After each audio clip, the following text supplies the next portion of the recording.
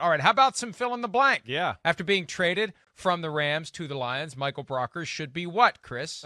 Uncomfortable to what you said. I mean, yeah, uncomfortable. One, because, yes, he's going to have to see Jared Goff at some point. But two, like, uncomfortable in the fact that I'm sure he didn't want to leave the Rams, the best defense in football, for kind of a rebuild of the Detroit Lions. I know that, again, he's going to do it. Yeah, he's still going to make $9 million this year and all those type of things. But as far as pure football is concerned, I'm sure he's a little underwhelmed by the move altogether. Cold, hard reality of the business. Just a couple of weeks ago, he's talking about the Rams being a Super Bowl contender, and he's the one that said they have the real 99, not the Cardinals with J.J. Watt in Aaron Donald. No Aaron Donald in Detroit. Now, he has a higher profile on that defense, and he's part of something new. You can cook yourself up into thinking anything positive about whatever you get thrown into. Sure. You have to. You have to. You got to adjust. You got to make the change. Hey, I'm going to Detroit. I got to be positive. I got two choices. I can be positive. I can be negative. But it's definitely an awkward time for Michael Brockers, and he won't be saying at any airport anytime soon that the Lions are Super Bowl contenders. And if he does, the guy from TMZ is going to laugh in his face. All right, Trent Williams re-signing with the 49ers, and this is a huge one. His agency announces 6 years, $138 million with $55 million guaranteed, a record for an offensive lineman. Trent Williams staying with the 49ers was what, Chris? Essential. I mean, that's the way I look at it for the 49ers, at least, for my buddy Kyle Shanahan. I mean, I know how he values tackles and great offensive linemen and all of that, and Trent Williams is the best left tackle in the NFL. You know, I would say he's top 2 or 3 as far as it comes to pass protection, right in that conversation with Bakhtiari and Laramie Tunzel.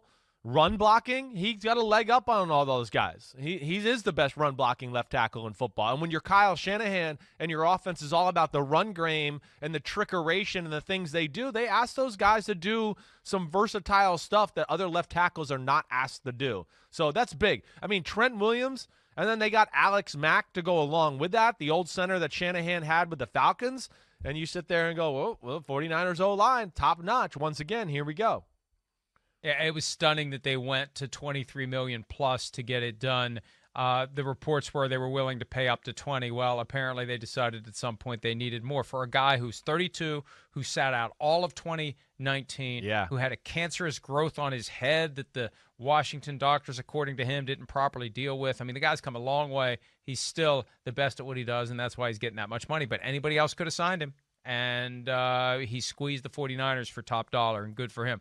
Washington replacing cornerback Ronald Darby with William Jackson III, signed from the Bengals, is what, Chris? I mean, I'm awesome, okay? I got nothing tricky to say here. Awesome. That's what it is. William Jackson, I'm a big fan. Anybody that listens to my podcast, I am a big fan of William Jackson.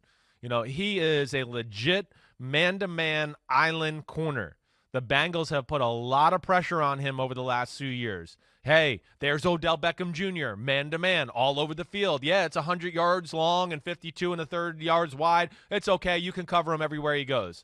So, hey, there's going to be some plays out there where you see him get beat and do things like that, certainly. But, man, I think he was the top corner on the market for my money. Like, that's where I'm shocked by that Shaquille Griffin signing. Shaquille Griffin, to me, is not in the same class as William Jackson, and they paid him more money there in Jacksonville. But, man, awesome job. And that defense, whoa, watch out in Washington.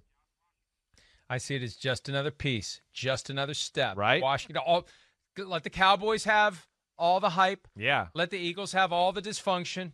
Washington's had their fair share of it in recent years. Right. Let the Giants continue to be this team that we're not really sure what they are. Washington quietly, consistently building and building and building and building, and it's going to be fun to see what they do this year. The Raiders cutting center Rodney Hudson was what, Chris? Shocking, but not shocking. I'll say it was shocking because, you know, the big thing is they just traded Trent Brown. You know, we got word that they were going to release Gabe Jackson. Now Rodney Hudson, who's still one of the better centers in all of football, you know, it's you know, I'm surprised. The team, one of their mantras was their offensive line and how they were going to beat you up physically. Now, when you dig deeper, I do understand a little bit. You know, they got a lot of holes to fill. They can't have the most expensive offensive line in all of football. And I think they got some guys. But what do you do? I know. What do you do? Well, this is the hard thing with like guys like you and me. with this position because Gruden's not an idiot. I mean, Gruden's a smart guy. He's not going to just sell them down the river unless he's got some guys he thinks are coming up the system that he thinks are, right. Obviously good. I know they drafted the kid out of Clemson, John Simpson, last year. There's a few other guys they got in the mix there that I think they look at as like, hey, it's his time to play and start. And I think that's what they're doing. But nonetheless, I mean, I'm with you. It's shocking that they've made those aggressive moves. Yeah, I mean, they assume that the next man up is going to be able to come in and get it done. It's jarring, though, to see 80% turnover on the starting offensive line. Right. That's not an area where you want to see that much change for a team that feels like it's progressing towards something. I know. To have that much go on your offensive line for whatever reason, it's not consistent with the idea that this is a team that is preparing to take the proverbial next step. Leonard Williams contract extension with the Giants, 3 years, $63 million with $45 million guaranteed. That is what? Great, Chris? Great. Everybody's got to get off the back of, like, I know Dave Gettleman's easy to jump on and all these things. I get it. He's made some moves that are not the best. This one I look at and go, no, this is damn good. They've gotten a lot out of this football player. From what the Giants have gotten to the Jets, they have gotten the top 6 player in the draft. They really have. Ever since he's went to the Giants, he's been the best defensive player on their team, their best defensive lineman by far. And I think between that and the system they run, Patrick Graham, the Patriots guy, right? He's got that versatility where it's, he's D-tackle this week, he's defense end this week. He's a really damn good football player. So I got no problem with what the Giants did there. He's their marquee guy on defense. You get it done, you sign him up.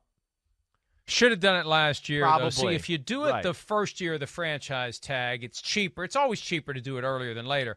But the first year of the franchise tag, you take tag 1, tag 2, combine them, fully guarantee it. You tack 3 years onto the back end, and you've got a 5-year deal. Now what happens is they got a 3-year deal because when you get to the second year of the franchise tag, right, and it's a big number, and year 3 is the guy walks away as a free agent. Yeah. This is the Dak Prescott mindset. How do you take that and turn it into something that he'll trade in?